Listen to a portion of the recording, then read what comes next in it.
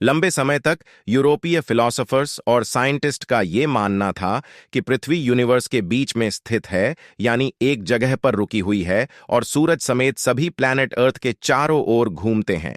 Waste में universe की ये भूकेंद्रित अवधारणा ईसा पूर्व दूसरी शताब्दी में टाइनलेमी के समय से ही प्रचलित थी। 1512 में निकोलस कोपरनिकने ने अपना heliocentric theory of planet motion को पेश किया, जिसका दावा था कि सूरज बीच में मोशनलेस है और प्लैनेट्स इसके चारों ओर घूमते हैं। 1609 में जर्मन साइंटिस्ट जोहान्स केपलर ने एस्ट्रोनोमिया नोवा पब्लिश किया, जिसमें उन्होंने ये नतीजा निकाला कि प्लैनेट न सिर्फ सूरज के चारों ओर घूमते हैं, बल्कि वो अपनी धुरी पर अनियमित गति से भी घूमते हैं। इस इल्म से यूरोपीय साइंटिस्ट के लिए सोलर सिस्टम और रात और दिन की तरतीब को सही तरीके से बयान करना मुमकिन हुआ। इन खोजों के बाद ये सोचा गया कि सूरज स्थित है और अर्थ की तरह अपनी धुरी पर नहीं घूमता। इससे रिलेटेड कुछ कुरान की आयातों पर गौर करें तो कुरान में चैप्टर नंबर 21 सूरह अल अनबिया की आयत नंबर 33 में अल्लाह कहता है कि वही अल्लाह है जिसने रात और दिन और सूरज और चांद को बनाया। उसमें हर एक अपने अपने मदार में तैरते फिरते हैं। मंदरजा बला आयत में अरबी लफ्ज या सबाहुन है। ये लफ्ज सबाहा लफ्ज से लिया गया है। ये अपने साथ गति का ख्याल रखता है जो किसी भी गतिशील पिंड से आता है।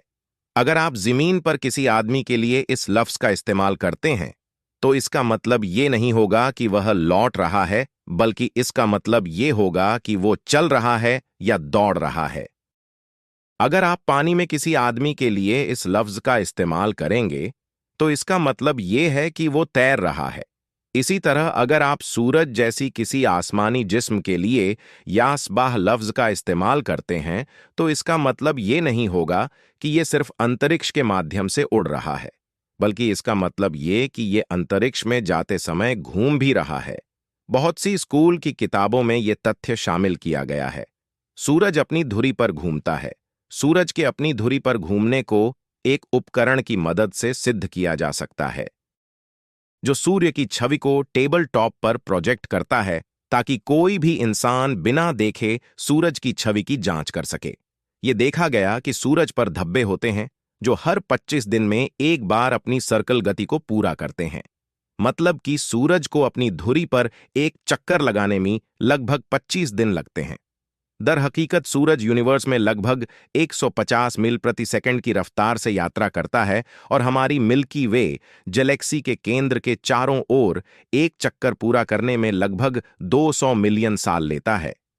कुरान में चैप्टर नंबर 30 सूरह यासीन की आयत नंबर 40 में अल्लाह कहता है कि ना तो सूरज की ये मजाल है कि वो चांद को जा पकड़े और ना रात दिन से आगे निकल सकती है, और ये सब अपने अपने मदार में तैर रहे हैं।